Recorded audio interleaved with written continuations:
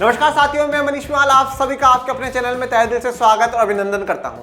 मैं उम्मीद करता हूं कि आप सभी शानदार, जबरदस्त और जिंदाबाद होंगे और आप सभी की कक्षा 11 की जो तैयारियां हैं वो बिल्कुल धमाकेदार चल रही होंगी। और इन्हीं धमाकेदार तैयारियों को और भी धांसू बनाने के लिए आज हम लोग पढ़ने जा रहे हैं कक्षा 11 की अर्थशास्त्र में भारतीय अर्थव्यवस्था के विकास की किताब का अध्याय 8 पर्यावरण और धान्य विकास, इन्वायरमेंट एंड सस्टेनेबल डेवलपमेंट वाला चैप्टर आज हम लोग पढ़ रहे हैं और आज है उसका लेक्चर नंबर 6। और लेक्चर नंबर 6 के साथ आज ही हमारा चैप्टर पूरा कंप्लीट हो जाएगा। हम एक और चैप्टर इस बुक का कंप्लीट कर लेंगे, फिर 2023-24 के सेशन के अनुसार सिर्फ और सिर्फ एक चैप्टर हमारा इस किताब का बाकी रहेगा, उसको भी पहले खत्म करेंगे। फिर हम सांख्यिकी की तरफ चलेंगे जिसमें हम एक रूप से एक साथ हम सांख्यिकी पढ़ सके, जिससे कि आपको समझने में भी आसानी हो। और फिर इधर में भारतीय अर्थव्यवस्था के विकास से इसके वंशोर्स आप लोगों को धीरे धीरे देना शुरू कर दूंगा और इस किताब का भी आप पूरा लिंक समझ जाओगे। तो चलिए शुरू करते हैं। और आज के लेक्चर में हम लोग क्या पढ़ेंगे, तो जो लास्ट लेक्चर था लेक्चर नंबर 5, उसमें धान्य विकास की रणनीतियां हम लोग पढ़ रहे थे। और धान्य विकास की रणनीतियों में 4 से 5 ऐसे तरीके जिससे हम हमारे पर्यावरण को स्वच्छ और स्वस्थ पर्यावरण बना सकते हैं, ऐसी 4 से 5 रणनीति हम लोगों ने पढ़ ली थी। अब उसी को हम आगे कंटिन्यू करते हुए आज हम बात करेंगे पारंपरिक ज्ञान और व्यवहार की बात करेंगे। हम जैविक कंपोज खाद की बात करेंगे, जैविक कीट नियंत्रण की बात करेंगे और यहां पर हमारे धान्य विकास की रणनीतियां जो है ये वाला पूरा कंप्लीट हो जाएगा। ये हमारा पूरा कंप्लीट हो जाएगा, इसी के साथ चैप्टर भी पूरा कंप्लीट हो जाएगा। परंतु एक बॉक्स में टॉपिक है, दैट इज द प्रदूषण नियंत्रण बोर्ड, पीसीपी के बारे में हम लोग यहां पर पढ़ेंगे। ठीक है, तो इससे आपको ये और भी समझ में आ जाएगा कि प्रदूषण को कंट्रोल करने के लिए भारत और राज्य की सरकारें क्या कर रही हैं, वो भी आपके सामने आज बात होगी। तो इसी के साथ आज हमारा पूरा चैप्टर कंप्लीट हो जाएगा। चलिए अब हम बात करते हैं पारंपरिक ज्ञान व व्यवहार की। जैसे मैं आप लोगों को पहले भी कहता हुआ आया हूं इस चैप्टर में कि अगर भारत का अगर जो पर्यावरण की स्थिति है उसको बर्बाद करने में, खराब करने में, भारत की नहीं एशिया और अफ्रीका के महाद्वीप पर जो पर्यावरण की स्थितियों को खराब करने में एक बहुत बड़ा योगदान है, वो यूरोप के देशों का है। यूरोप के देशों ने ही यहाँ के देशों में आए, यहाँ के देशों का आर्थिक रूप से शोषण करा, यहाँ पे जो वन है, जंगल है, उन सबको कटवाया, पर्यावरण का बड़ा नुकसान करा, उद्योगों की शुरुआत उन लोगों ने करी और वहाँ से फिर धुआं, प्रदूषण, ये सब की कुछ की शुरुआत हुई है। और आज वही यूरोप के देश अपने देशों में पूरी दुनिया के देशों को बुला कर करके कहते हैं कि पर्यावरण को स्वच्छ बनाया जाए। अरे तो भाई, इस पर्यावरण को बर्बाद करा तो करा किसने? तुम लोगों ने ही तो करा।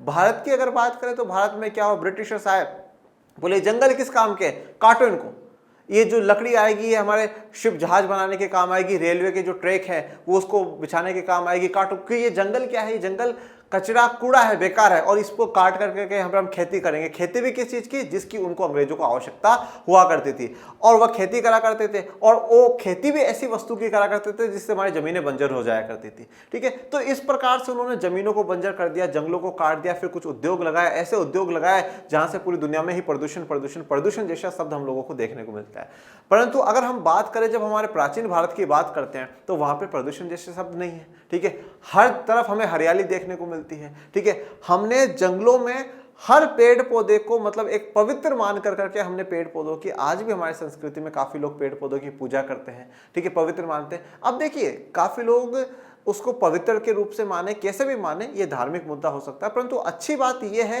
कि उसकी जो पूजा करी जा रही है एक इस सेंस में भी हो जाता है कि उसका प्रोटेक्शन हो जाता है, वो बचा रहता है। कोई उसको काटता है, नहीं नहीं नहीं भाई, पवित्र चीज है, इसको हम नहीं काटेंगे। तो उसके कारण क्या है, पेड़ बचे रहते हैं जो कि हमारे लिए ही फायदेमंद होते हैं।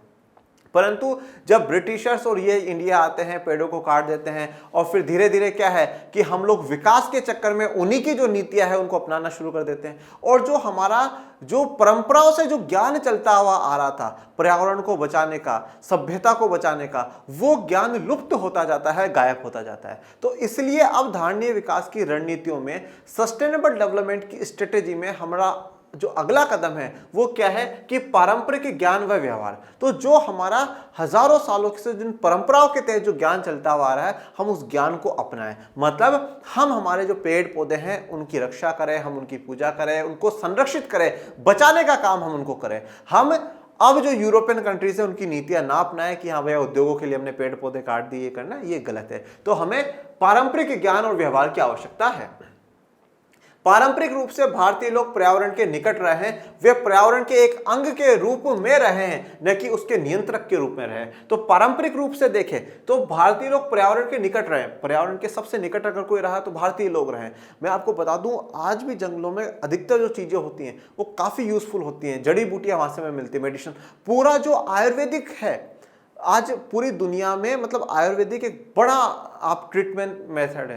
वो ट्रीटमेंट मेथड के जो भी सब कुछ है वो नेचुरली है, वो सब पेड़ पौधों से मिली हुई जड़ी बूटियों से उनसे दवा बना करके इलाज करे जा रहे हैं। और प्राचीन भारत में सफलतापूर्वक, जब इंग्लिश जो आज डॉक्टर्स या इंग्लिश जो ट्रीटमेंट है वो स्टार्ट भी नहीं हुआ था, उससे पहले भारत में आयुर्वेद से इलाज किया जा रहा था और सफलतम इलाज किए जा रहे थे। तो मतलब आज वो हर पेड़ से हमें जड़ी बूटियां मिल रही है, नेचुरली हमें सब कुछ मिल रहा है, ठीक है। तो पर्यावरण के निकट रहे, तो जब हम लोग पर्यावरण से इतना जुड़े हुए रहे तभी तो हमें पता है ना कि सब ये पेड़ की ये वाला जो पत्ता है या ये वाली जो चीज हमारे इतना काम आ सकती है।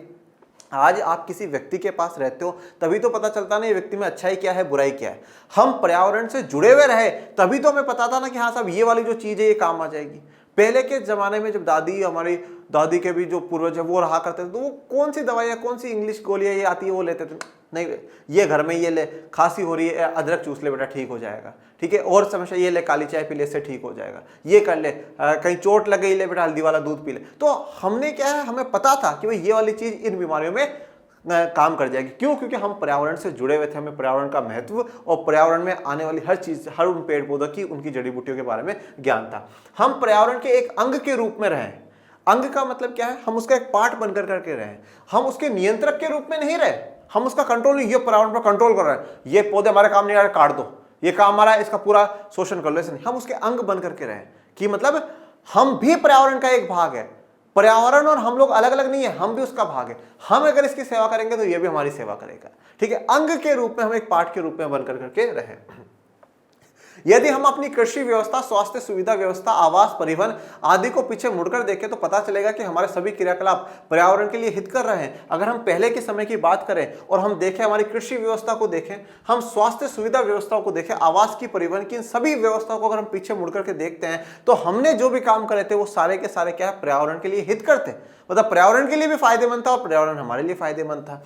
जैसे यहाँ पर आपको एक तस्वीर दिखाई गई है कि भैया पृथ्वी को बचाते हुए है, पृथ्वी को फिर से क्या है, ग्रीन बनाना है, जो हरी पृथ्वी है वो पृथ्वी बनाना है। लेकिन आजकल हम अपनी पारंपरिक प्रणालियों से दूर हो गए, जिससे हमारे पर्यावरण और हमारे ग्रामीण विरासत को भारी मात्रा में हानि पहुंची है। परंतु अब हम लोग क्या है, मॉडर्न होने के नाम पर हमारी जो परंपराएं थी उन परंपराओं से, उन प्रणालियों से क्या है, दूर होते गए हैं, ठीक है। और हमारे पर्यावरण और हमारे जो ग्रामीण विकास विरासत है उसको भारी मात्रा में इसकी क्या है, हानि पहुंचानी पड़ी है। काफी नुकसान हमें आज देखना पड़ रहा है। अब समय आ गया है कि हम पारंपरिक ज्ञान पर ध्यान दें। इसका सबसे अच्छा उदाहरण स्वास्थ्य की देखभाल है। देखिए अब जरूरत क्या है कि हम पारंपरिक ज्ञान पर फिर से ध्यान दें। अब मैं आपको बताता हूं कि जब 1967 में भारत में हरित क्रांति हुई, हरित क्रांति में यही करा गया था कि भाई HIV सीड्स लेकर के आए गए, केमिकल वाली खाद आई, केमिकल वाले कीटनाशक आए, ये आया। उस समय उसका यूज करना बड़ा जरूरी था बेटा, मैं ये कभी नहीं कहता हूँ वो गलत था, बिल्कुल सही डिसीजन था, क्योंकि उस समय हमें बहुत ज्यादा उत्पादन की आवश्यकता थी और जो बहुत उत्पादन हो सकता था वो उन्हीं फर्टिलाइजर से और उन्हीं बीजों से हो सकता था। परंतु अब धीरे धीरे भारत की सरकार और पूरी दुनिया की सरकारें कोशिश कर रही है कि हम किधर जाएं, ऑर्गेनिक फार्मिंग की तरफ जाएं।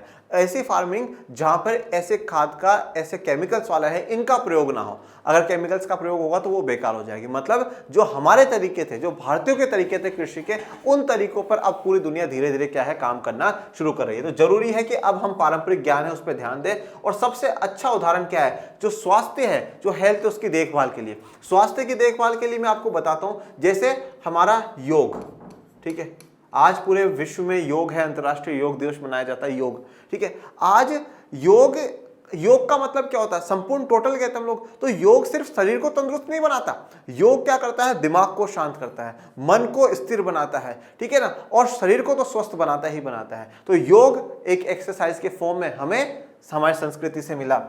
उसके बाद अगर मैं बात करूं आयुर्वेद, पहली बात तो क्या है, योग बीमार नहीं होने देता। दूसरी बात, कभी हो गए तो आयुर्वेद बीमार को सही नहीं करता, वो बीमारी को खत्म करता है।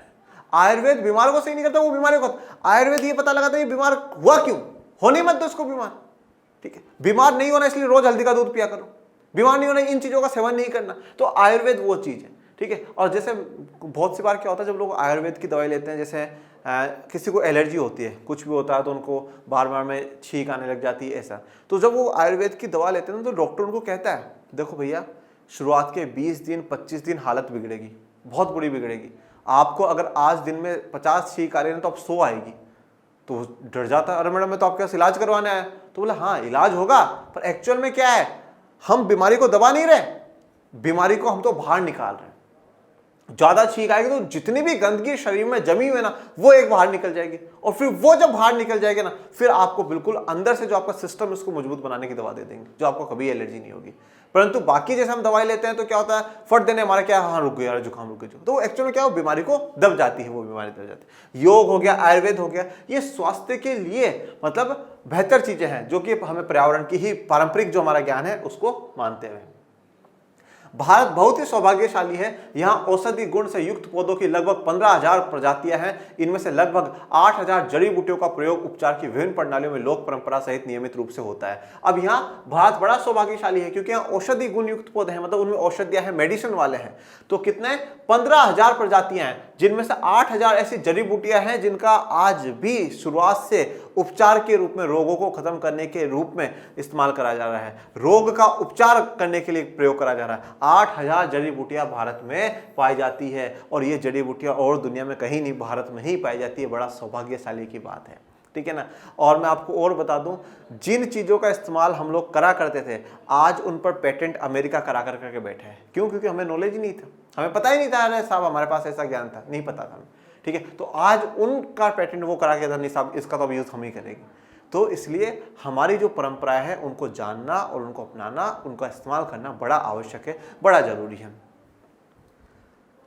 उपचार की पश्चिमी पद्धति के अचानक आ जाने से हमने पारंपरिक प्रणालियों जैसे आयुर्वेद, यूनानी, तिब्बती व लोक प्रणालियों की अवहेलना शुरू करी। अब जैसे सडनली क्या हुआ, जो पश्चिमी पद्धति है, ठीक है, उस पद्धति के आ जाने से हमने क्या करा, जो भी हमारी पारंपरिक प्रणालियां थी, आयुर्वेद हो गया, यूनान हो गया, तिब्बती हो गया, लोक प्रणाली हो गया, इनके हमने क्या कर दी, अवहेलना करनी। मतलब जैसे आपने होम्योपैथिक नाम सुना होगा, यूनानी होम्योपैथिक जो ट्रीटमेंट होता है वो हो गया। तो ऐसे ट्रीटमेंट ये हमारे लोकल थे, हमने इनको क्या कर दिया, अब अवॉइड कर दिया, क्योंकि जो पश्चिमी जो ये आज जो हम पूरा जो डॉक्टर्स का देखते हैं इसको पश्चिमी वो नॉलेज है, तो उसके आ जाने से देखो अब बहुत सी बार लोग ऐसा कहते हैं कि क्या सर फिर पश्चिमी जो डॉक्टर्स हैं या जो वो है सब बेकार है। नहीं, बेकार नहीं है।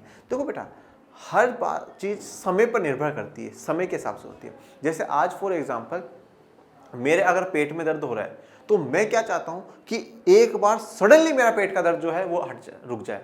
तो इसलिए मैं क्या करूंगा, डॉक्टर के पास जाऊंगा कि डॉक्टर जी मेरे पेट में, वो मुझे दवा देगा और मेरा पेट का दर्द रुक जाएगा। हाँ, फिर उसके बाद में क्या है, आयुर्वेदिक डॉक्टर के पास, जिन्हें हम वैद्य जी कहते हैं, वैद्य जी के पास जाऊंगा कि मैम मेरे मतलब हर 5-7 दिन में क्या है ना पेट में दर्द होने लग जाता है, तो प्लीज़ मेरा प्रॉपर जो ट्रीटमेंट होता है ना वो ट्रीटमेंट कर दो। मतलब अगर मुझे इंस्टेंट उसी समय इलाज चाहिए तो मुझे जो हमारे अंग्रेजी डॉक्टर होते हैं उनके पास जाना पड़ता है। परंतु मैं ये सोचता हूँ कि बस बीमारी जिंदगी भर के लिए खत्म ही हो जाए, बीमारी हो ही ना, तो फिर मैं आयुर्वेदिक डॉक्टर, क्योंकि आयुर्वेद का इलाज लंबा चलता है बेटा। ऐसा नहीं वो 5 दिन में 10 दिन नहीं, वो बोलेंगे महीने 2 महीने 3 महीने तक दवा लो, आपको बिल्कुल स्वस्थ कर देंगे। तो हर चीज अपनी अपनी जगह अच्छी है। पर मैं इतना सा कहना हूं, या यहाँ पे जो किताब कह रही है वो ये कह रही है कि हमने पश्चिमी पद्धति का आने के बाद हम हमारी तकनीकों को भूल गए। हम ये नहीं कह रहे कि जो पश्चिम की तकनीक है उसको मत अपनाओ, बहुत अच्छी बात है, परंतु कम से कम अपनी को तो मत भूलो यार, उसको भी ध्यान रखो। दोनों का विकास होना चाहिए, और जिससे भी लोगों का, देखो अब ये स्वास्थ्य से जुड़ी हुई बात है, तो अपन क्या चाहते हैं, स्वास्थ्य के मामले में भैया सब व्यक्ति स्वस्थ होने चाहिए। किसी का भी, किसी भी डॉक्टर से, किसी भी वैद्य से उसका इलाज होना चाहिए, इलाज होना चाहिए, बस अपन तो ये चाहते हैं। तो सब, हर जो तकनीक है उसका विकास होना चाहिए, पर अपनी तकनीक को भी हमें नहीं भूलना चाहिए। ये जड़ी बूटियों में से तस्वीर। अब इन स्वास्थ्य प्रणालियों की मांग पुराने रोगों के उपचार के लिए फिर से हो रही है। आजकल सभी सौंदर्य उत्पाद जैसे बालों के लिए तेल, टूथपेस्ट, शरीर के लिए लोशन, चेहरे की क्रीम इत्यादि हर्बल है। अब देखो, अब ये जो हमारी जो पुरानी व्यवस्था है वो वापस से फिर से रिपीट हो रही है। तो जो स्वास्थ्य प्रणाली है उनके अब फिर से वैसे ही रोगों के उपचार करने के लिए मांग होना शुरू हो गई। अब आप आजकल देखा करो, आजकल सब क्या है कि कोई भी सौंदर्य के लिए कोई क्रीम लेकर कर आएगा, वो बोलेगा क्रीम है ना केमिकल वाली मत देना, क्योंकि केमिकल से हो सकता है चेहरे पे कोई दाग हो जाए, कोई फुंसी उंसी हो जाए। नहीं, तो वो क्या कहता है आयुर्वेदिक वाली, जिसे हम हर्बल कहने लगे। हर्बल मतलब जो पर्यावरण से जुड़ी हुई है। ऐसी क्रीमों का इस्तेमाल करने लगे। टूथपेस्ट भी नहीं साहब, ये वाला नहीं, वो जो हर्बल आता है ना वो वाला टूथपेस्ट दो, वो वाली क्रीम दो, वो वाला बॉडी का लोशन दो, वो वाला बालों का तेल दो। तो हम उन चीज़ों का इस्तेमाल करने लगे। जैसे ये आपको दिखाया गया है जो वेज जी है उसमें जड़ी बूटियों को पीस कर करके देते हैं, ये लोशन दिखाया है, पत्तियाँ, ये दवाई, इस प्रकार से। ये उत्पाद न केवल पर्यावरण के अनुकूल है बल्कि उनसे कोई हानि नहीं होती और उनके लिए बड़ी मात्रा में किसी औद्योगिक या रासायनिक प्रक्रिया का सहारा भी नहीं लेना पड़ता। अब देखिए, ये उत्पाद न तो सबसे अच्छी बात पर्यावरण के अनुकूल है, मतलब पर्यावरण के लिए अच्छा है क्योंकि पर्यावरण से मिल रहा है। और तो अब देखिए, पहली बात तो क्या है, अब हमें पता है ये पेड़ हमें रोगों के उपचार के लिए ये हमें जड़ी बूटी दे रहा है। तो पहली बात तो हम पेड़ को नहीं काटेंगे। तो सबसे बड़ी बात तो हम निर्भर हो गए पर्यावरण पे, तो ये अच्छी बात है। पर्यावरण भी खुश है कि हाँ अब ये नहीं काट सकते भैया क्योंकि इनको हमारी जरूरत है। दूसरी बात, अब इससे जहां से वो जो मिला, अब भैया उसके लिए ऐसा नहीं हो बहुत बड़े उद्योग लगाओ फिर वो बनेगा ये बनेगा, नहीं। सीधा सा क्या है, घर में भी है तो वही, जैसे इनमें है तो इनमें जड़ी बूटियों को पीस पीस कर करके दे दिया जाता है आसानी से। तो कोई बहुत बड़ी आपको फैक्ट्री, उद्योग, मशीन कुछ लगाने की भी आवश्यकता नहीं होती है। तो ये अच्छा फायदा है। चलिए, तो अब हमने ये पहला ज्ञान देखा, पारंपरिक जो ज्ञान व्यवहार है वो। अब दूसरा हम बात करते हैं जैविक कंपोस्ट खाद। खाद का मतलब आप समझते ही हैं, मतलब ऐसी वस्तु है जिससे मिट्टी की जो फर्टिलिटी है, उर्वरता है, मतलब जो मिट्टी ज्यादा उगाकर के दे, ज्यादा उसका उपजाऊपन हो, उसके लिए हम उसमें मिलाते हैं। अब यहाँ पे जैविक कंपोस्ट खाद मतलब ऐसी, जैविक मतलब बायोटिक होनी चाहिए। मतलब अभी हम जो खाद इस्तेमाल कर रहे हैं वो केमिकल वाली कर रहे हैं, केमिकल्स मिला मिला कर करके, अब उससे जमीन बंजर हो रही है। पर जैविक, जैसे कि हम लोग गाय का गोबर हो गया, ठीक है, चाय पत्ती जो होती है वो हो गई, ठीक है, कोई पत्तियां टूट गई उनको मिक्स करके कर दिया, तो जैविक है जिसमें जीव रहा हो, ऐसी चीजों को मिला मिला कर करके हम उसमें खाद बनाए। ठीक है,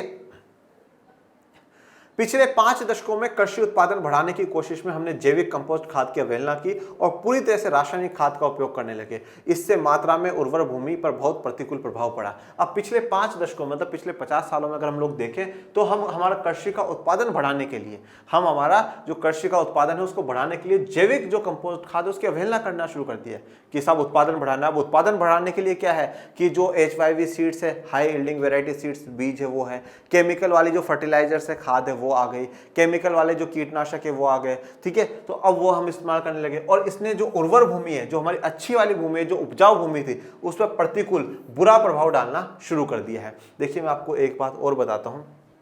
जैसा आप सभी को पता है कि टीचर्स डे था अभी कल, और कल टीचर्स डे पर लर्न एंड शेयर की टीम ने एक बहुत गजब की शुरुआत करी। धन्यवाद निखिल सर और राहुल सर को, ठीक है, और बाकी पूरी टीम को जिन्होंने ऐसा विचार सोचा।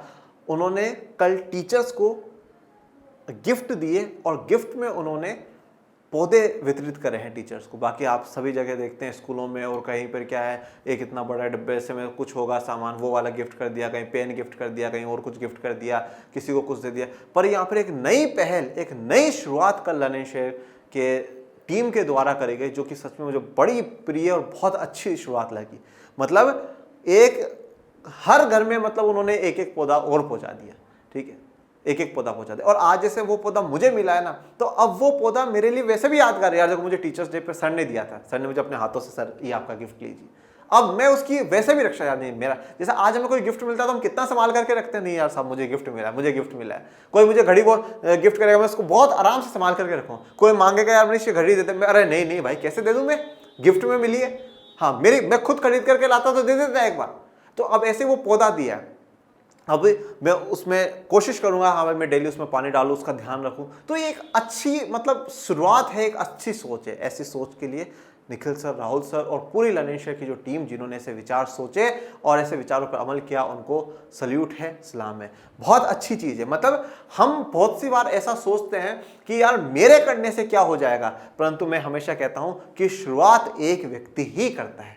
एक व्यक्ति शुरू करेगा, उनको देखते देखते और व्यक्ति देखेंगे और वो शुरुआत करेंगे, और जब वो बदलाव लेकर के आएंगे तो ही बदलाव आते हैं। तो इस बदलाव की जो शुरुआत हमारे निखिल सर, राहुल सर और लर्न एंड शेयर की टीम ने करी है, बहुत बहुत धन्यवाद के पात्र हैं पूरी टीम। और बहुत बहुत धन्यवाद उस कल के तोहफे के लिए। आप भी ऐसा ही करें, कहीं पर अगर शादी में जाए तो बड़ा गमला ले जाए, ये लीजिए गमला और ये पकड़िए पौधा, ठीक है, लगाइएगा, ठीक है। और कहीं पर हम जाए तो ऐसा, क्योंकि आप देखिए ना, हमारा पर्यावरण में 33% होना बड़ा जरूरी है। पर कितना है, 24% वन है आज हमारे पास। 33% होना चाहिए, ये नीति है, कानून है भारत का, पर है 24%। ठीक है, इसके अलावा अभी आपने सदगुरु जी का सेव सोइल मूवमेंट देखा होगा, कितनी जमीन हमारी खराब हो चुकी है, कितनी मिट्टी हमारी खराब हो चुकी है, हमने सब कुछ खत्म कर दिया, ठीक है। और हम क्या ले जाकर के दे रहे, ये लो साहब ये वाला गिफ्ट लो। अरे भाई ऐसे गिफ्ट दो जो हमें वापस बचाने के लिए क्या है काम करे। तो बहुत अच्छी शुरुआत करी गई कल टीम के द्वारा, और ये जैसे मिट्टी की तस्वीर आपको दर्शाई गई है। रासायनिक प्रदूषण से जल व्यवस्था विशेषकर भूतल जल प्रणाली दूषित हुई है। यह भी सही है कि प्रत्येक वर्ष सिंचाई की मांग में बढ़ोतरी हो रही है। अब रासायनिक से क्या हुआ, अब आपने रासायनिक जो खाद है उसका इस्तेमाल करना शुरू कर रहा है, तो जमीन तो खराब हो ही रही है, जमीन में प्रदूषण हो रहा है। उसके अलावा क्या होता है, जमीन के नीचे पानी होता है। अब वो खाद इसमें मिली तो वो पानी में भी वो धीरे धीरे केमिकल जाता जा रहा है, ठीक है। तो वो पानी भी हमारा क्या होता जा रहा है, खराब होता जा रहा है। और उसके अलावा क्या है बच्चों, जब हरित क्रांति लेकर के आई गई सरकार द्वारा, उसमें HYV सीड्स आए, केमिकल फर्टिलाइजर आए, केमिकल पेस्टिसाइड कीटनाशक आए, ये सब कुछ आए ना, तो इनमें क्या है, पानी की आवश्यकता बहुत ज्यादा है, मतलब इनको पानी बहुत चाहिए था, ठीक है। तो ये सिंचाई में भी क्या है, पानी काफी खर्च होने लग गया। और दूसरी तरफ ये क्या है, ये जो हमारे पास अंडरग्राउंड वाटर है उसको भी खराब कर रहे थे, तो दो नुकसान है। पूरे देश में अब भारी संख्या में किसान विभिन्न जैविक अवशिष्टों जैसे करकट से बनी कंपोस्ट खाद का उपयोग कर रहे हैं। देश के कुछ भागों में जानवर इसलिए पाले जाते हैं जिससे वे गोबर दे सके, जो महत्वपूर्ण खाद और मिट्टी को उर्वर बनाता है। अब पूरे देश में किसान विभिन्न जो जैविक अवशिष्ट, जैविक मतलब जो जिनमें जीव हो, जिनमें लाइफ हो, और उनका अवशिष्ट जो उनका वेस्ट होता है, ठीक है ना, वेस्ट मतलब समझते हैं ना आप लोग ठीक है। तो जो बायोटिक वेस्ट जो होता है उस वेस्ट का प्रयोग करते हैं। अब काफी लोग घरों में जो जानवर है वो क्यों पाल रहे हैं, क्योंकि वो गोबर देंगे, वो अवशिष्ट देंगे, और अवशिष्ट देंगे तो उससे क्या होगा, हमारी जो खेती है उसमें हम मिलाएंगे और हमारी क्या है, मिट्टी और भी उपजाऊ बनेगी, और भी ज्यादा बेहतर उत्पादन कर करके देगी। केचुए सामान्यतः कंपोस्ट खाद प्रक्रिया की अपेक्षा तीव्रता से जैविक वस्तुओं को कंपोस्ट में बदल सकते हैं। इस प्रक्रिया का अब व्यापक तौर पर प्रयोग हो रहा है। तो ये आपने पढ़ा ही होगा साइंस में भी, जो केचुए हैं, ठीक है, कक्षा 10 तक की साइंस में पढ़ा ही होगा, जो केचुए हैं वो एक अच्छे मतलब तौर पर काम मिट्टी में करते हैं। इससे नागरिक प्रशासन अधिकारियों को भी अप्रत्यक्ष रूप से लाभ होता है, क्योंकि उन्हें कम कूड़ा उठाना पड़ता है। अब जो नागरिक प्रशासन है, अधिकारी है, उनको भी बढ़िया फायदा है। क्यों फायदा है, अब केमिकल वालों में तो ठीक है, ये वाला पैकेट का कूड़ा हो गया, उसका कूड़ा हो गया, तो बहुत ज्यादा कूड़ा कंकट होता है, पर इसमें नहीं है, यहाँ पे जो भी हुआ वो वही इस्तेमाल कर लिया गया, तो कम कूड़ा होगा, ये भी अच्छा फायदा है। चलिए अब हमने क्या है, जैविक जो खाद है उसके बारे में पढ़ लिया। अब कीट नियंत्रण, जैविक कीट नियंत्रण। अब आप सभी को पता है कि कुछ ऐसे कीट या ऐसे कुछ सूक्ष्म जीव होते हैं जो क्या है, हमारे पेड़ पौधों को नुकसान पहुंचा देते हैं। अब उनसे बचाने के लिए अब क्या छिड़का जाता है, कीटनाशक छिड़का जाता है। कीट का नाश करने वाला कीटनाशक कहलाता है। अब वो जो कीटनाशक आ रहे हैं वो केमिकल वाले आ रहे हैं, वो छिड़के जाते हैं, वो बस तो जाता है, पर अब उसमें क्या है, वो केमिकल है, तो वो हमारे शरीरों में भी फिर बाद में पहुंच ही रहा है, हमारे शरीर को भी खराब कर रहा है, वो जमीन में जा रहा है, जमीनों को भी खराब कर रहा है, भूमि को भी खराब कर रहा है। तो इसलिए अब कीट नियंत्रण भी कौन से चाहिए, जैविक वाले चाहिए, बायोटिक वाले जो है वो चाहिए। हरित क्रांति के आगमन के बाद अधिक उत्पाद के लिए पूरे देश में रासायनिक कीटनाशकों का अधिकाधिक प्रयोग होने लगा। इससे बहुत जल्दी प्रतिकूल प्रभाव दिखने लगे, भोज्य पदार्थ दूषित हो गए। अब हरित क्रांति का जब आगमन हुआ तो उसके बाद हम ज्यादा रासायनिक कीटनाशकों का प्रयोग करने लगे। अब देखिए, अब कोई विद्यार्थी या कोई भी व्यक्ति ये बोले अरे ये तो गलत करा उस समय, ठीक है, केमिकल फर्टिलाइजरों का इस्तेमाल करना शुरू कर दिया, एक बार कर दिया तो हो गया, गलत बात है। उस समय की स्थिति के अनुसार जरूरी था। और मैं एक बात हमेशा कहता हूं बच्चों की, किसी भी स्थान पे किसी भी व्यक्ति पर कमेंट करने से पहले हमें परिस्थितियां स्थितियां देखना बड़ा जरूरी है कि वो किस परिस्थितियों में काम कर रहा है, या कोई भी व्यक्ति कोई डिसीजन ले रहा है तो किस परिस्थितियों में ले रहा है। तो परिस्थिति जानिए, फिर किसी व्यक्ति पर बोलिए, चाहे वो आपका निजी पर्सनल कोई व्यक्ति हो। आपको जब तक उसके बारे में पता नहीं तो आप कैसे कह सकते हो। मैंने बहुत से लोगों को देखा, किसी दूसरे अरे वो तो व्यक्ति बहुत खराब है। अरे भाई, आपने देखा है क्या? आप कभी उससे मिले हो क्या, या आप कभी उससे जानते हो, आपने बात करी हो, आपने खुद की आंखों से देखा नहीं, पर हम कह देते खराब है। किसी के कहने पर वो बहुत अच्छा, तो हम भी कह देते बहुत अच्छा है। ऐसा नहीं होता, ठीक है।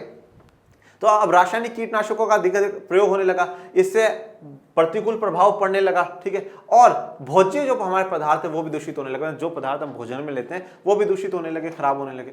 मृदा, जलाशय, यहाँ तक कि भूतल जल भी कीटनाशकों के कारण प्रदूषित हो गए। अब मतलब मृदा मतलब हमारी मिट्टी, जलाशय मतलब जो जल के केंद्र है, ठीक है, जहाँ पे जल है, या और भूतल जल है, ये भी सारे क्या है, प्रदूषित हो गए। दूध, मांस और मछलियां भी दूषित पाई गई, सब कुछ दूषित होता ही गया। इस चुनौती का सामना करने के लिए अब बेहतर कीट नियंत्रण तरीकों को बनाने के प्रयास हो रहे हैं। इनमें से एक उपाय पौधों के उत्पाद पर आधारित कीटनाशकों का उपयोग है। अब इस चुनौती का सामना करने के लिए बेहतर जो कीट नियंत्रणक है, कीटों से बचाने के लिए जो तरीके हैं, उनकी कोशिश हो रही है कि हम वो बेहतर तरीके ला सकें। इसमें से एक उपाय क्या है, जो पौधों के उत्पाद है उन्हीं पर आधारित हो। मतलब अब देखते हैं कैसे। नीम के पेड़ इसमें काफी उपयोगी साबित हो रहे हैं। नीम से अनेक प्रकार के कीट नियंत्रक रसायन बनाए गए हैं और उनका उपयोग हो रहा है। अब देखिए नीम के पेड़ को क्या है, जनरली क्या करा जाता है कि जैसे जो नीम के पेड़ है उसकी पत्तियां तोड़ ली जाएगी और उसको पानी में मिक्स कर लिया जाएगा। थोड़े समय के लिए उसको पानी में रखेंगे और फिर वो जो वाला पानी है ना, वो अगर उन पे छिड़क देते हैं, पेड़ों पे डाल देते हैं और वहां डाल देते हैं, तो उससे क्या हो जाएगा, वो कीट हट जाएंगे, कीट खत्म हो जाएंगे। तो अब ये क्या है, पेड़ भी, अब इसके चक्कर में लोग नीम के पेड़ भी रखेंगे, ठीक है, अच्छी तो छाया देगा, ठीक है, और इसका जो खेती बाड़ी में है वो भी बहुत अच्छा खासा प्रयोग हो जाएगा। मिश्रित फसल और एक ही भूमि पर लगातार कई वर्षों तक अलग अलग फसलों के उत्पादन से भी किसानों को लाभ पहुंचा है। अब देखो क्या है कि अगर हम एक ही जमीन पर एक ही फसल को बार बार उगाते हैं तो उससे भी जमीन खराब होती है। जैसे आप लोग डेली एक ही प्रकार का पकवान खा खा करके बोर हो जाते हो ना, उसी प्रकार से जमीन भी बोलती है, अरे क्या है किसान अंकल, डेली आप ये हर बार ये फसल उगा देते हो, हर साल कुछ चेंज, ठीक है, कुछ परिवर्तन लेकर के आओ, क्योंकि परिवर्तन ही संसार का नियम है। जैसे आप अपनी मम्मी को कहते हो, मम्मी कुछ तो रूटीन बदलो, डेली दाल दाल दाल दाल कैसे हम खाएंगे, ठीक है। तो उसी प्रकार से एक फसल उगाने से बार बार में थोड़ी सी जमीन खराब हो जाती है। और इसके लिए क्या है कि समय समय पर हम क्रॉप्स को चेंज करें और अलग अलग फसलें उगाने से भी क्या है, किसान को भी लाभ होगा, फायदा पहुंचेगा। इसके अतिरिक्त विभिन्न जानवर और पक्षियों के बारे में जागरूकता बढ़ी जो कीट नियंत्रण में सहायक है। तो विभिन्न जानवर और पक्षियों के बारे में अब लोगों में जागरूकता बढ़ी है जो कीट को नियंत्रण करने में सहायता देते हैं। जैसे उदाहरण के लिए सांप, चूहा और अनेक प्रकार के कीड़ों को खा जाता है। इसी प्रकार उल्लू, मोर जैसे पक्षी अनेक हानिकारक कीटों का भक्षण करते हैं, ठीक है। तो ये जैसे आपको एक खेत की तस्वीर दिखाई है। यदि हम इन्हें कृषि क्षेत्र में रहने दें तो वे काफी संख्या में कीटों का नाश कर देंगे। इस संबंध में छिपकली भी उपयोगी है, हमें उनकी कीमत समझनी चाहिए और उनका संरक्षण होना चाहिए, ठीक है। तो भैया ये जितने भी आपको जानवरों के नाम दिए गए हैं तो इनकी कीमत समझनी चाहिए और संरक्षण देना चाहिए, परंतु उतना ही देना है जिससे कि जो किसी व्यक्ति को नुकसान ना पहुंचा दे, ठीक है। और बाकी अच्छी बात है अगर कृषि बेहतर होती है तो। आजकल धारणीय विकास शब्द बहुत लोकप्रिय हो गया है। विकास की विचारधारा में निश्चय ही ये एक दृष्टांत परिवर्तन है। कई प्रकार से इसकी व्याख्या की गई है। अब धारणीय विकास शब्द अब बड़ा ही लोकप्रिय हो गया, काफी फेमस हो गया है, ठीक है। बड़े बड़े मंचों पर अगर कहीं पर कोई सी भी मीटिंग होती है तो उस मीटिंगों में बस एक ही शब्द गूंजता है, धारणीय विकास, सस्टेनेबल डेवलपमेंट। और ये एक अच्छी बात है और दृष्टांत परिवर्तन है, मतलब बड़ा दूर हम कह सकते हैं कि अच्छा परिवर्तन हम इसमें सोच रहे हैं। और धारणीय विकास की जो व्याख्या सब अलग अलग रूप से करते हैं, लेकिन इस मार्ग को अपनाने से चिरस्थायी विकास और सभी के लिए कल्याण सुनिश्चित होगा। अब चाहे उसका एक्सप्लेनेशन कैसा भी हो, किसी भी प्रकार से व्याख्या करी जाए, परंतु अगर हम उसको अपना लेंगे तो वो मार्ग चिरस्थायी मार्ग होगा, मतलब हमेशा चलने वाला वो विकास होगा और सब लोगों के लिए ही क्या होगा, कल्याण ही कल्याण होगा, ठीक है। सबका भला ही भला होगा अगर हम इस धारणीय विकास के कॉन्सेप्ट को अपना लेते हैं। तो आपने यहाँ पर पूरा चैप्टर पढ़ लिया धारणीय विकास के बारे में, पर्यावरण पढ़ा, पर्यावरण को नुकसान क्या है वो पढ़े और उससे बचने के लिए धारणीय विकास क्या होता है और धारणीय विकास की रणनीतियाँ क्या है वो आपने पढ़ लिया है। तो अब कोशिश हमें यह भी करनी है कि हम भी ऐसे ही काम करें जिससे कि धारणीय विकास हो। और फिर कहता हूं कि ऐसा ना सोचे कि मेरे अकेले के करने से क्या हो जाएगा, क्योंकि शुरुआत एक से ही होती है। ओके, चलिए अब हम एक बॉक्स की ओर बात कर लेते हैं। प्रदूषण नियंत्रण बोर्ड, ठीक है, इसको कहा जाएगा pollution control board, pollution control board या शॉर्ट में कह देंगे पीसीबी। भारत में वायु तथा जल प्रदूषण की दो प्रमुख पर्यावरण चिंताओं से निपटने के लिए सरकार ने 1974 में 1974 में केंद्रीय प्रदूषण नियंत्रण बोर्ड सीपीसीबी की स्थापना की। इसके बाद राज्य स्तर पर भी सभी पर्यावरण चिंताओं से निपटने के लिए राज्यों ने अपने अपने बोर्ड बनाए हैं। अब देखिए, अब आपको नाम से पता चल रहा है प्रदूषण को नियंत्रण करने वाला, कंट्रोल करने वाला बोर्ड बनाया गया। तो वायु प्रदूषण और जल प्रदूषण ये बड़े चिंता के विषय रहे और इन दोनों चिंताओं से निपटने के लिए भारत सरकार ने 1974 में, कब 1974 में केंद्रीय प्रदूषण नियंत्रण बोर्ड बनाया, सेंट्रल पॉल्यूशन कंट्रोल बोर्ड बनाया। ये जैसे एक तस्वीर यहाँ पे लगाई गई है, central pollution control board, ministry of environment and forest, government of India, Bharat सरकार। अभी जब ये काम यहाँ पे केंद्र स्तर पे हो गया तो फिर धीरे धीरे सभी राज्यों ने भी क्या है अपने अपने राज्यों में बोर्ड बनाए जो कि वायु, जल प्रदूषण और बाकी प्रदूषणों पर कंट्रोल करने का काम करेंगे। ये बोर्ड सीपीसीबी जल, वायु और भूमि प्रदूषण से संबंधित सूचनाओं का संकलन और वितरण करते हैं। वे कचरे, व्यापार, निकास और उत्सर्जन के मानक निर्धारित करते हैं। तो अब ये जो सीपीसीबी बोर्ड है ये क्या करता है, जल, वायु और भूमि प्रदूषण से संबंधित जो भी आंकड़ा होता है, डेटा होता है पूरा, वो डेटा क्या संकलित करते हैं, इकट्ठा करते हैं और उसको वितरण करते हैं, मतलब उसको पब्लिश करवा करके लोगों तक पहुंचाते हैं और समझाते हैं कि देखो भैया कितना प्रदूषण हम लोग कर रहे हैं। इसके अलावा कचरा है या व्यापार जो व्यक्ति करते हैं उस व्यापार से जो निकास हो रहा है, जैसे उद्योगों से जो निकलता है, जैसे गंदगी निकलती है, धुआं निकलता है, ये सब कुछ है, उत्सर्जन, इन सब के मानक निर्धारित करें हैं कि भैया इतना ही, इससे ज्यादा नहीं, इस पर कंट्रोल ऐसे लगाया जाएगा। ये बोर्ड सरकारों को जल प्रदूषण के रोकथाम, नियंत्रण और कमी के लिए जल धाराओं द्वारा नदियों और कुओं की स्वच्छता के संवर्धन के लिए तकनीकी सहायता प्रदान करता है। ये बोर्ड सरकार को जल प्रदूषण के रोकथाम, मतलब जल प्रदूषण को कैसे रोका जा सकता है, उस पर कैसे कंट्रोल लाया जा सकता है, कैसे उसमें कमी लाई जा सकती है, नदियों को और कुओं को कैसे स्वच्छ बनाया जा सकता है, साफ सुथरा बनाया जा सकता है, उस तकनीकी सहायता उसको प्रदान ये बोर्ड करता है। इनका कार्य वायु की गुणवत्ता में सुधार भी है। ये देश में वायु प्रदूषण के नियंत्रण द्वारा भी सरकार को तकनीकी सहायता प्रदान करते हैं। अब वायु की गुणवत्ता मतलब जो वायु है उसकी क्वालिटी को सुधारते हैं, मतलब अच्छी वायु होनी चाहिए, उसमें किसी भी प्रकार का प्रदूषण नहीं होना चाहिए, तो उसमें भी सरकार की मदद ये बोर्ड करता है। देखिए अब ये दो है, दोनों पानी है, ये भी पानी है और ये भी पानी है। अब एक बार आप ऐसा सोचिए जीवन में कि आपको पीने के लिए पानी चाहिए, आप कौन सा पानी सिलेक्ट करेंगे, आप ये वाला पानी सिलेक्ट करेंगे या ये वाला पानी सिलेक्ट करेंगे? सीधे तौर पर आप कहोगे सर सवाल ही आपका बहुत गलत है, हम तो यही वाला पानी सिलेक्ट करेंगे क्योंकि हमें तो अच्छा चाहिए, हमें तो स्वच्छ पानी ही चाहिए। तो फिर मुझे एक बात बताओ, जब हम सबको ये स्वच्छ पानी चाहिए और ये जो गंदगी फैलाने वाले हैं वो भी कौन है, हम लोग ही है। मतलब चाहिए सबको ऐसा, ठीक है, चाहिए सबको ऐसा, पर हम ये कचरा तो पानी में फेंक करके ही आएंगे और फिर जब गंदा पानी आएगा तो फिर हम सरकारों पर उंगली उठाएंगे, ठीक है, नगर निगम पर उंगली उठाएंगे कि सरकार अच्छा पानी नहीं भेज रही, साफ पानी नहीं भेज रही है। आर्टिकल 21 कहता है कि स्वच्छ पानी मिलना चाहिए। तो भाई हमारा भी तो कर्तव्य बनता है कि हम ऐसा पानी रखें, हम ये जो कचरा, कूड़ा कंकर है, ये जल की जो निकाय हैं, बॉडीज हैं, उनमें ना डालें, ठीक है, और हम कम से कम। और देखिए अब ये वाला पानी से अब आपको तो क्या आर्टिकल 21 मिल गया और आपको को घर पे पानी पहुंचेगा, नहीं पहुंचेगा तो आप तो 4-5 मटके लेकर के बाहर जाकर के फोड़ देगी जनता है, ठीक है, साफ पानी दे, दिन में एक बार पानी दे, इस प्रकार का। पर अब वो जानवर है वो जो कहाँ जाएंगे, ठीक है ना, वो तो यहाँ से पानी पीते तो उनको नुकसान होता है, ठीक है, और पर्यावरण सब एक दूसरे से जुड़े हुए हैं तो फिर सबको ही नुकसान होगा ना। ये बोर्ड जल व वायु प्रदूषण से संबंधित समस्याओं की जांच व अनुसंधान भी करते हैं। तो ये जो बोर्ड है जल और जो वायु प्रदूषण है उससे जुड़ी हुई जांच भी करता है और अनुसंधान होता है, रिसर्च भी करता है। ऐसी जांच व अनुसंधान को प्रयोजित करते हैं। ऐसी जांच और अनुसंधान प्रयोजित मतलब अनाउंस करवाते हैं और ऐसे कार्यक्रम करते हैं जिससे अनुसंधान हो और जांच हो। इसके लिए वे जन संचार के माध्यम से जन जागरूकता कार्यक्रम भी संगठित करते हैं। मतलब जन संचार मतलब जनता से बातचीत कर करके वो क्या करते हैं, जन जागरूकता कार्यक्रम, जनता में जागरूकता लाने के लिए भी काम करते हैं। पीसीबी कचरे व वाणिज्य अपशिष्टों के निपटान और उपचार से संबंधित नियमावली, संहिता और मार्गदर्शक सूचिका तैयार करती है। निपटाने और उपचार से देखिए अब पीसीबी क्या है, कचरा और वाणिज्य के अपशिष्ट, मतलब जो भी वाणिज्य व्यापार जो भी हो रहा है वहां से जो अपशिष्ट, जो वेस्ट निकल रहा है, फालतू खराब चीजें जो निकल रही है, उनको निपटाने खत्म करने के लिए नियमावली बनाती है कि नियम बनाती है, कुछ संहिता है, कुछ कोड है, मतलब रूल्स ही है एक प्रकार से, और मार्गदर्शक सूचिका तैयार करती है।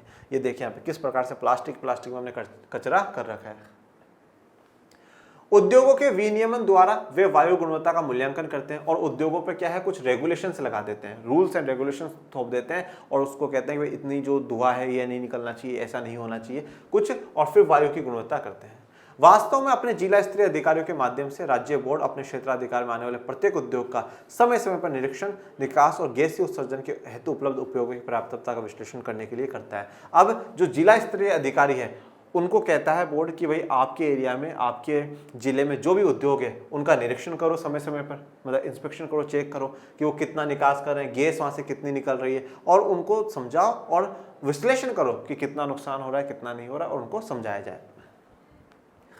वे उद्योग स्थान निर्धारण व नगर नियोजन के लिए आवश्यक पृष्ठभूमि तथा वायु गुणवत्ता आंकड़े भी प्रदान करते हैं। तो उद्योग स्थान निर्धारण मतलब कहां पर उद्योग लगने चाहिए, कहां पर नहीं लगने चाहिए। देखिए अब उद्योग और नगर नियोजन मतलब जहां पर नगर बसाया जाए, जहां पर लोग रहेंगे, वो पूरी सोसाइटी बसेगी वो, और एक तरफ उद्योग, तो दोनों के स्थान तय करना, उनके लिए पृष्ठभूमि और वायु गुणवत्ता के आंकड़े हैं, ये भी प्रदान करता है।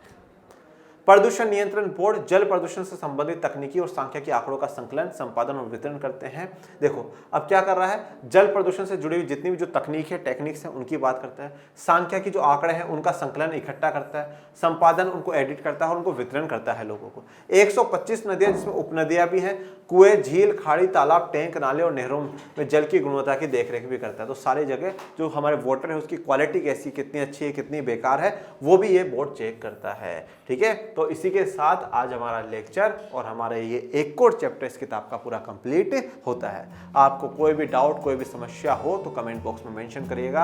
आज का लेक्चर आपको कैसा लगा ये भी जरूर बताइएगा। और मेरे प्यारे विद्यार्थियों, पढ़ते रहिए, आगे बढ़ते रहिए। मिलेंगे नेक्स्ट लेक्चर में एक नए अध्याय के साथ। तब तक के लिए थैंक यू सो मच। जय हिंद, जय भारत।